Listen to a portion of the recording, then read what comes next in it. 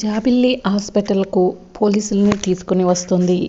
ఈ పున్నమి, పృథ్వీ ఇద్దరు కూడా మారువేషాలలో మా ఇంటికి వచ్చి మా భూములు కొంటామని చెప్పి మా డాక్యుమెంట్స్ని చించేశారు ఎస్ఐ గారు అని చెప్పి జాబిల్లి చెప్తూ ఉంటే, నానమ్మకు అసలే ఆరోగ్యం బాగలేదు జాబిల్లి, ఈ టైంలో గొడవలొద్దు అని పున్నమి చెప్తూ ఉంటుంది.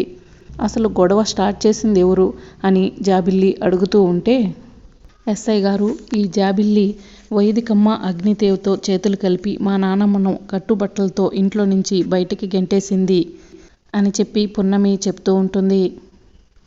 ముందు వాళ్ళని నానమ్మ నాన్న అని పిలవడం మాని అని జాబిల్లి చెప్తూ ఉంటే, జాబిల్లి, నువ్వు వీళ్ళతో చేతులు కలిపి చాలా పెద్ద తప్పు చేశావు అని పున్నమి అంటూ ఉంటే, నేను ఎవరితో చేతులు కలపాలో నాకు తెలుసు, నువ్వు నాకు చెప్పాల్సిన అవసరం లేదు అని జాబిల్లి అంటూ ఉంటుంది.